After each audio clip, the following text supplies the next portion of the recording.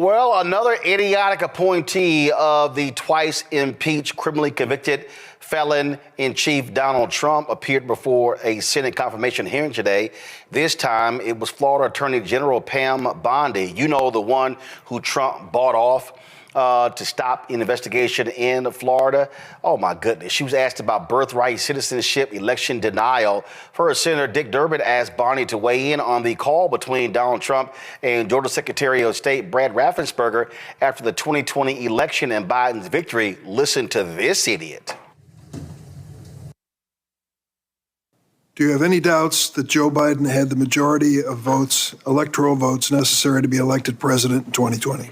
You know, Senator, all I can tell you as a prosecutor is from my firsthand experience. And I accept the results. I accept, of course, that Joe Biden is president of the United States. But what I can tell you is what I saw firsthand when I went to Pennsylvania as an advocate for the campaign. I was an advocate for the campaign, and I was on the ground. So the idiot can't even say he won. Now, keep in mind, Donald Trump lost all of those lawsuits. These crazy, deranged MAGA Republicans keep saying, oh, there was all of this election interference and voter fraud. They won't even say it was a free and fair election, even though Republican secretaries of state said the same thing. But also, let me add this here. Y'all notice how every other Republican who won said that their races were free and fair, but the race of Trump, who was on the same ballot, wasn't. Continue with the stupidity. Found in Pennsylvania, and I saw many things there. But do I accept the results? Of course I do. Do I agree with what happened? And I saw so much, you know, no one from either side of the aisle should want there to be any issues with election integrity in our country. We should all want our elections to be free and fair and the rules and the laws to be followed. I think that question deserved a yes or no. And I think the length of your answer is an indication that you weren't prepared to answer yes. Have you heard the recording of President Trump on January 2nd, 2021, when he urged the Secretary of State of Georgia to... Freeze that. I love this here. I saw so much that I can't name. Oh my God, I saw so many bad things, but I actually can't describe what I saw that was illegal. Yep, she's full of shit. Keep playing. Quote, find 11,780 votes and declare him the winner of that state? No, I've heard about it through clips, but no, Senator, I've not heard it. What was your reaction to President Trump making that call? I would have to listen to the tape, Senator. Well, the quote that I give you is exact. He said to the Georgia Secretary of State, find 11,780 votes. Do you have the entire context of that call? I feel like it was much longer than that and may have been taken out of context. It was an hour long. Right. And you can certainly listen to it. I hope you will. Every American should. As a former prosecutor, are you not concerned that the President of the United States called a state election official and asked him to find enough votes to change the results of the election? Senator, I have not listened to the hour-long conversation, but it's my understanding that is not what he asked him to do. You need to listen to it.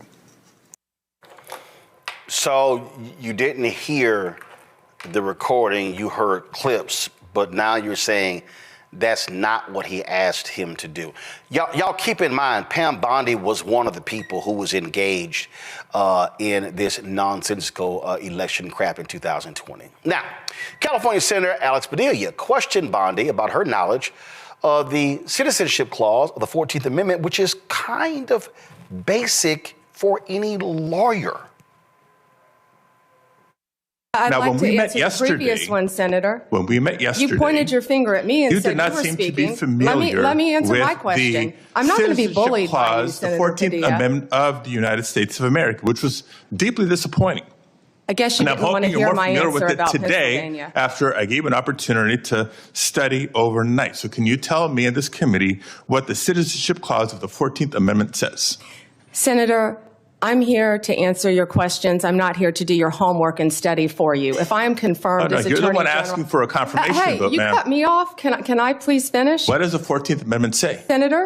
Senator, the 14th Amendment, we all know, addresses birthright citizenship. I've been a state prosecutor. I've been a state AG. I look forward to, even given your remarks today, working with you and the people of California if I am confirmed as the 87th Attorney General of the United States of America.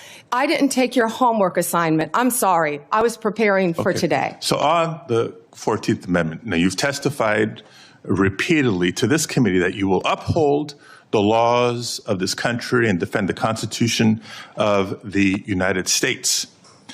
Do you believe birthright citizenship is the law of the land, and will you defend it regardless of a child born in the United States, regardless of their parents' immigration status?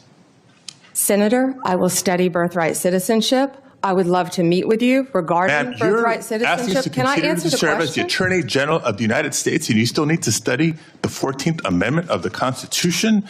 That is not helping me have more confidence in your ability to do this job. Go to my iPad. This is the 14th Amendment. All persons born or naturalized in the United States and subject to the jurisdiction thereof are citizens of the United States and of the state wherein they reside. No state shall make or enforce any law which shall abridge the privileges of or immunities of citizens of the United States, nor shall any state deprive any person of life, liberty, or property without due process of law, nor deny to any person within its jurisdiction equal protection of the laws. This is one of the Reconstruction Amendments, the 13th, 14th, 15th Amendment that was pushed through by radical Republicans. Those radical Republicans who were fervently against slavery, they didn't care that this was passed without bipartisanship. It was rammed through. The 14th Amendment was passed for people who look like me, to establish citizenship for black people. And this idiot can't even answer the question. It just goes to show you what we're dealing with here, with the games. And I'm just warning y'all, we tried to tell you. We tried to tell you what was going to happen. We tried to tell you how ignorant these people are. We tried to tell you how nonsensical they are. Then you have, in the same hearing, she did not want to deal with the reality of January 6th. January 6th. So, I mean, I'm going to pull this video up. Let me find it because it's pretty crazy where even Republican Tom Tillis kind of got a little ticked off regarding her answer as it related to January 6th because she waffled, if you will. She waffled, if you will, when it came to January 6th. All right, listen to this. Last thing before the second round, January 6th, a lot of people are going to say you're going to have a rubber stamp for letting people have pardons or recommending a pardon for people who did violence to law enforcement. I'm not going to ask you a hypothetical because I want you to be consistent in not answering them. But I have to believe as a member, I was the last member out of the Senate on January the 6th. I walked past a lot of law enforcement officers, who were injured.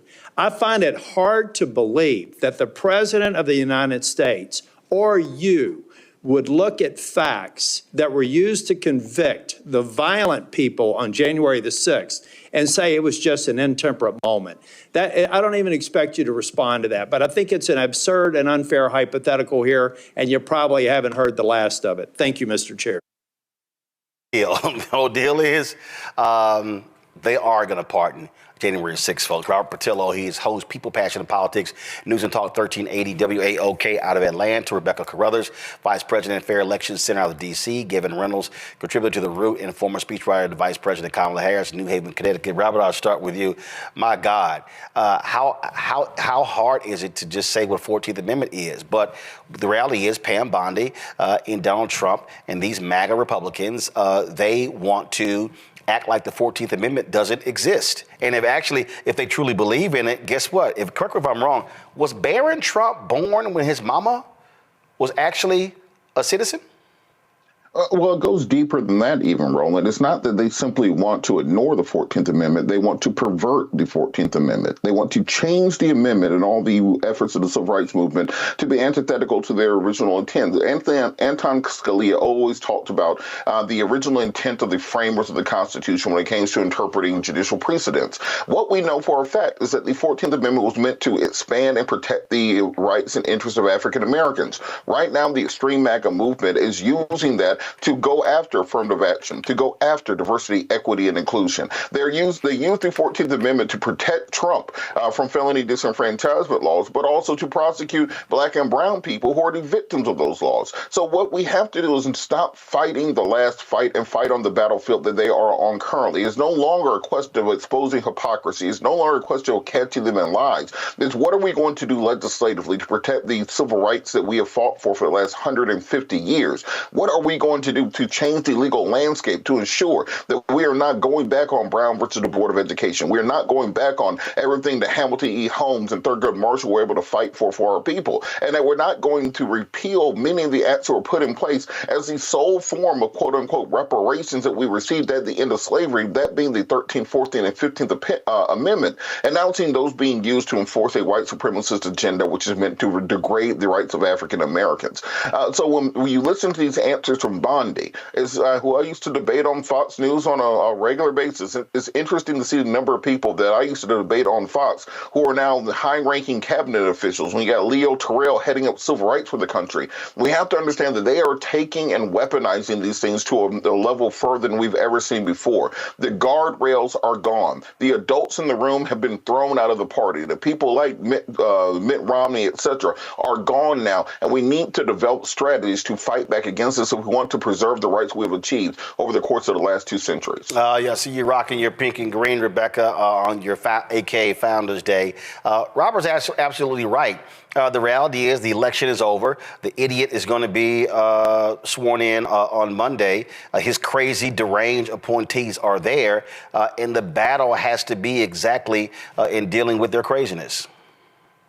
You know what, to quote Jasmine Crockett, chow please. Listening to Bondi in that hearing spew utter nonsense. For all of us who went to law school, we were taught American jurisprudence.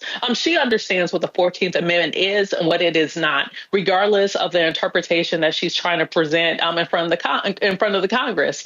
It is also troubling. She was very upset in the questioning, but had she showed up and met with individual senators, especially on the Democratic side, then she could have had these questions and could have provided her answers in those specific individual one-on-one meetings with various senators.